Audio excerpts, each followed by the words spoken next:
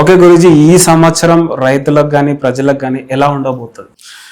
విశ్వావసు నామ సంవత్సరం అద్భుతంగా ఉంటుంది. అద్భుతంగా ఉంటుందన్నమాట. రైతులకు అయితే మటుకు చాలా బాగుంటుంది. పంటలు మరి ఆహార ధాన్యాలు బాగుంటాయండి. ఆహార ధాన్యాలు బాగా పండుతాయి. మరి పత్తి పంట బాగుంటుంది, మిరప పంట బాగుంటుంది, గోధుమలు బాగుంటాయి, వరి పంట బాగుంటుంది. మరి మిగతా పంటలన్నీ చిరుధాన్యాల పంటలు కూడా బాగుంటాయండి. అంటే ఆహార ధాన్యాలు అయితే మటుకు అద్భుతంగా ఉంటాయి. ఎటువంటి ఇబ్బంది లేదు. ఈ సంవత్సరం ప్రతి ఒక్క రైతుకు కూడా అనుకున్నాం ఎంతో కొంత భగవంతుడు ఈ యొక్క కనికరంతో అంటే ఈ విశ్వనామ సంవత్సరాల్లో తప్పనిసరిగా అనుకున్నాం రైతు అనేవాడు సుఖంగా ఉంటాడు. ఓకే గురూజీ, మీరైతే ఈ సంవత్సరం బాగుంటుందని మీరు చెప్తున్నారు కదా. రీసెంట్గా భారత్ పాకిస్తాన్ వార్ జరగడం వల్ల కొంచెం అయితే బ్యాడ్ జరిగింది అనేది చెప్పుకోవచ్చు మన భారతదేశానికి. ఆపరేషన్ సింధూర్ ద్వారా అయితే ఈ మధ్య సక్సెస్ కూడా అయ్యారు. సో దీని గురించి చెప్పాలంటే మీరు ఏం చెప్తారు గురూజీ? ఈ వారు గురించి అయితే మటుకు జరగకుండా ఉంటే మంచిదండి. ఎందుకంటే ప్రాణ నష్టం చాలా జరుగుతుంది. కానీ వాళ్ళు తెగబడి వస్తే మటుకు వీళ్ళు ఊరుకోవటం మంచి పద్ధతి కాదు.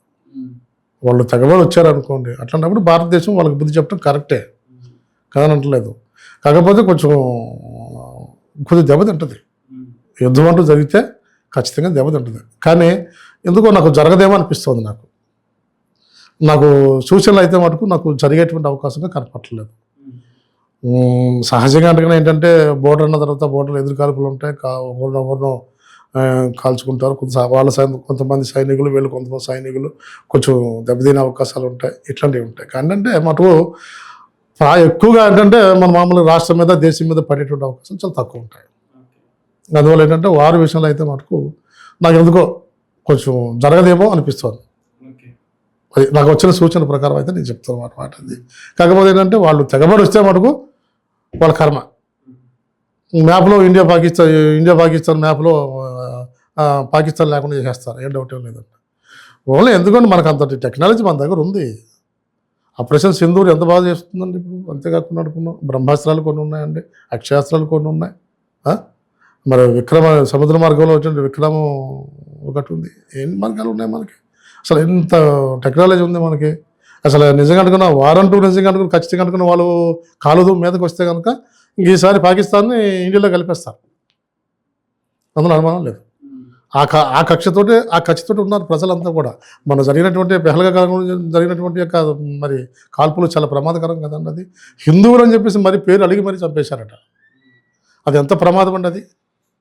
అసలు నిజంగా అనుకున్నాం మరి అటువంటిప్పుడు ఎంత బాధగా ఉంటుంది, ఎంత బాధపడతారు జనం అంతా కూడా.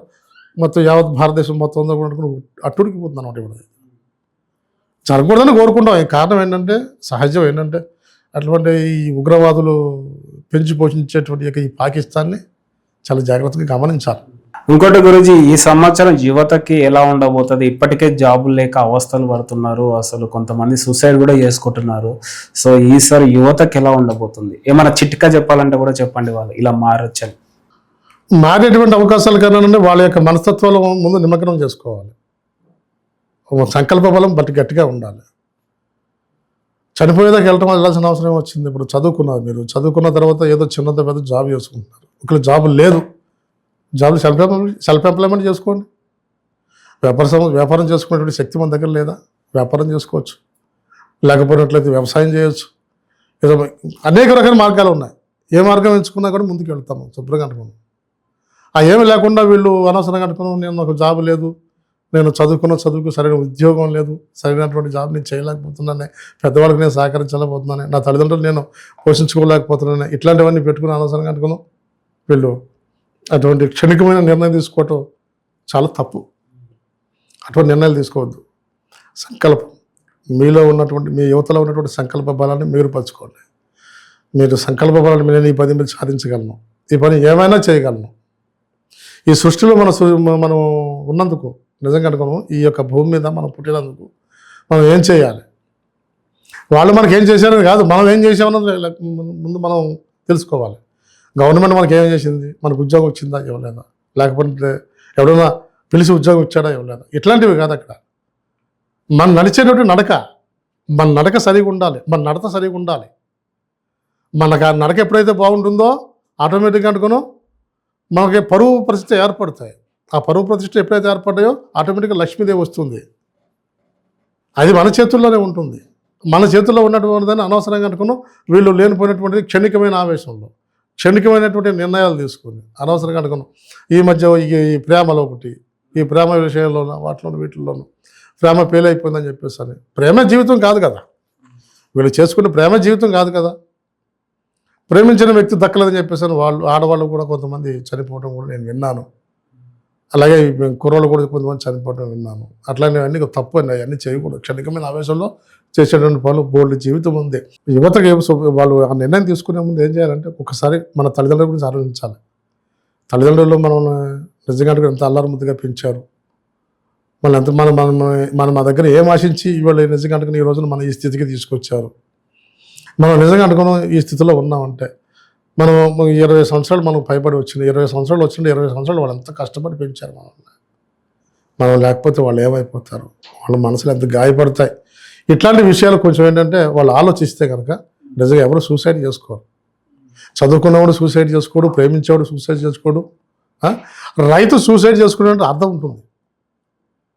ఎందుకంటే ఎందుకో తెలుసా అండి, కొన్ని విషయాలు అప్పులు చేసి పంటలు పండక, అప్పులు చేసి పిల్లల పెళ్ళిళ్ళు చేయక, అప్పులు వాళ్ళు పీడిస్తుంటే తట్టుకోలేక వీళ్ళు ఆ యొక్క క్షణికమైనటువంటి యొక్క ఈ బాధను తట్టుకోలేక వాళ్ళు ఏంటంటే సూసైడ్ చేసుకుంటారు.